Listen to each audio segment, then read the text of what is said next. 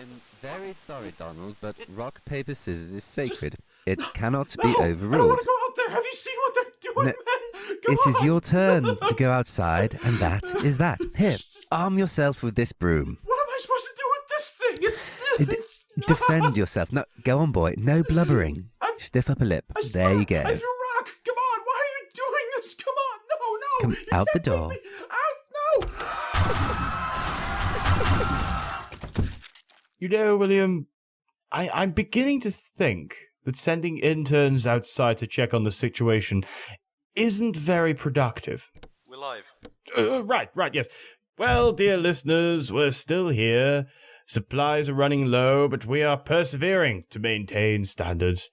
Many have been tragically slain in our quest to get regular 3-ply toilet paper to replace the single-ply toilet paper found in the supply cabinet. We shall be with you until the bitter end.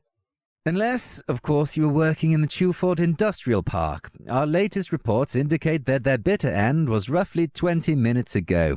We have an office pool running on how long we've got here. Currently, the leader is no more than 45 minutes. Indeed, Willie. The situation is quite dire. Food supplies are critically low. The last thing any of us have had to eat was that can of dog food. And honestly, after that, I have finally come to understand why dogs spend so much time tonguing their nethers. It's to get rid of the taste of their food. If Mr. Scruffles survives the invasion, it will be roast chicken, freshly grilled sausages, beef, and gravy from now on. I will not subject my faithful friend to the cruelty of Sleepy Dog's meaty chunks ever again. Actually, Johnny, I have to disagree with you on your assessment. I felt that their patented direct sauce turns their beautifully marbled carrion orbs into a delightfully delectable experience, and I'm certain that if your dog had the choice, he'd always choose Sleepy Dog's meaty chunks over the competition. After all, 4 out of 5 dogs already have. Willie, do you recall how you immediately ran to the toilet to retch after just the first bite? Johnny, you do recall that Sleepy Dog's meaty chunks are one of our sponsors, yes? Oh! Yes, you're right. Wait, didn't we just report that Chaofanatic Industrial Park was blown up? Oh, which is where this Sleepy Dog factory is. That was. Our sponsor was just blown up. We're no longer being paid to shill their swill. Oh, then yes, the meat chunks were the most disgusting, horrendous shill we had to swill. Yes, you're right, Willie. Yes, I was. Regardless, we're still experiencing a food shortage. Is there nothing left with which to satiate our appetites? Well, our intern Donald did bring his usual lunch. By Saxton's chest hair, I would rather die than eat any more of his vile tofu. Donald is, as far as I'm concerned, dead to me. He's dead to all of us, Johnny. He was the intern who just threw rock to my paper a few moments ago and was conveniently mangled into bite-sized portions. I distinctly dislike the direction that this conversation has turned, William. Surely you're not suggesting... It is that or tofu, Johnny. We'll be right back after this brief message from what I hope is a paying sponsor. I'll get the grill. Hello, ladies and gentlemen. I'm Claude Bittay, and I'm here to talk to you on behalf of Dapper Rock, the catalogue for the gentleman's scoundrel. It would appear that a number of you inelegant fools have failed to purchase the Dapper Rock portable baccarat detector. I will not insult your intelligence by suggesting that you do not desire such an item. I must assume that women and the high life have temporarily delayed you from purchasing this essential light product. I would suggest that you do not delay further. You're listening to KKBC. We've just received news that the President of the United States of America is preparing to address the world concerning this alien invasion. We will broadcast the address once it begins. In the meantime, we revive a long-defunct segment of our broadcast, brought back due to exceptional circumstances. Global cuisine. This week, headhunting tribes of the Congo, presented by your hosts, well, us. So, now that we've seasoned and prepared the Donald, how long should we cook this on each side? Good grief, man, you're asking me as if I've done this before. Well, considering your usual culinary prowess, I'd consider this a step up from what you'd normally be consuming. I will stab you with Donald's Themis, so help me. Fair enough. In any event, I think it's done now.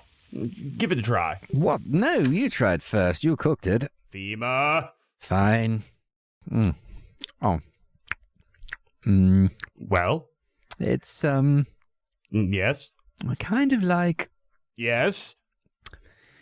It's average. It reminds me of rutabagas. What? Come here, let me try some. Oh, you're right. Well, why on Don't earth? think too hard about it, Johnny. This is still better than tofu. I'm surprised he doesn't taste like tofu. Clearly you're not what you eat. What is that? Wait, breaking news. Our outside broadcast vehicle has just arrived, somehow, back at the station. We're being told that the sole survivor of the original barnyard incident, the one that our very own Reginald Remington valiantly sacrificed himself to ensure safe passage for, has finally arrived at our studio. While we're patiently procrastinating on the President's presentation, we should interview her and see if we can finally present some hard information on these damnable aliens. Yes, bring her in.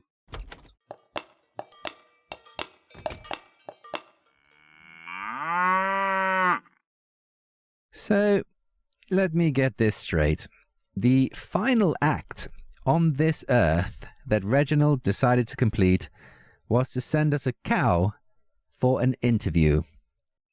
It would appear so, yes. Is it possible to fire someone after they've died? Wait 1 second. He sent us a cow. You appear to be getting progressively slower, Johnny. We've just been over this. Yes, he sent us a cow. That is quite literally what has just transpired. Oh, shut up, you fool. We've just cooked and consumed what's left of Donald, and we've just taken the delivery of a cow. Oh, dear Lord. You're right. We've just been informed by the White House that the presidential address is going live. Pray silence for the leader of the free world, the President of the United States of America. More Donald, Willie? Oh, go on.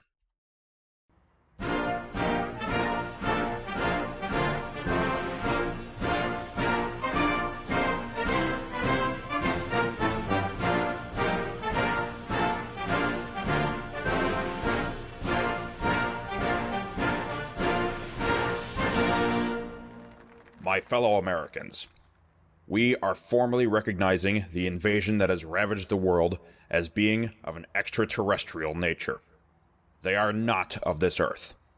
During the attacks, the CIA, the FBI, NASA, the EPA, and OSHA have all been destroyed. We have been left in a position where we have no intelligence or acronyms. The arrival of these critters had our best scientists speculating. Had they traveled across the galaxy, questing across the void for treasure, planets, our very life forces? We were left in the pitch black, our dark city filled with fear for our lives, as the darkening sky blots out our dark star, and right now it is our darkest hour. What if we lose this fantastic planet because these invaders open their starship, troopers pouring forth, and we're caught unaware? Do we need Superman to rescue us? Despite being vastly outgunned against the creeping terror, despite being outnumbered by the deadly spawn, despite our greatest weapons failing us due to our policy to always accept the lowest submitted bid, we will stand tall. We will fight. We shall declare our independence, day to day, hour to hour. And we will win. I say this not because we are the better killers, not because we have passed a Second Amendment to replace that useless Fourth Amendment. Not because we hold a better strategic position. We don't. The ground is very easy to hit from the sky. No, I say this because we are predators. And in a game of Alien versus Predator, the Predator wins. That's just science, and you cannot argue with science. I once had a staring contest with a science textbook, and that son of a gun never blinked. Just as science does not yield, neither shall we. The aliens have misunderestimated the human race for the first and last time. We have developed a plan of attack that will neutralize the alien threat. We will launch all of the world's nuclear arsenal into outer space.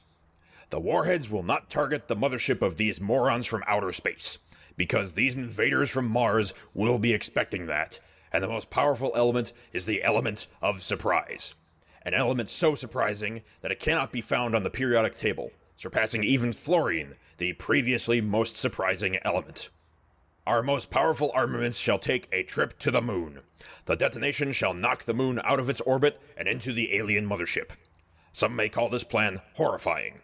Some may call this an execrable perversion of the heavens. Some may even call this, quote, a bad idea, end quote. But I say the moon has had a free ride with the Earth for too long. I intend to finally weaponize the moon as God intended. To those who say that this plan goes too far, I ask you this. What if this plan doesn't go too far enough? Even as I say these words, the things from another world are vacationing on this island Earth, with their brother from another planet cooking space chicken, little worry on their faces, or whatever they have. Instead, let attacking us leave a bad taste in their mouths.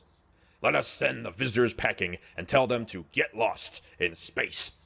Their species will slither back to the angry red planet from whence they came. Assuming their planet is red. We're not sure about that one. To destroy all monsters, there must be fire in the sky. But be not afraid. Though they have turned our home into a battlefield, Earth shall retaliate. We cannot arm you all, so you must arm yourselves. Procure all ordnance you can find, even if it is the enemy's. Just as we are weaponizing the moon, you must weaponize everything else. Any object that will explode, spew fire, strike, or blast. Let us stand together and do all in our power to make ours a forbidden planet.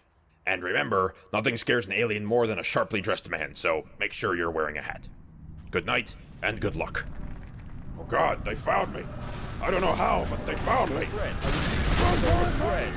This is not a code.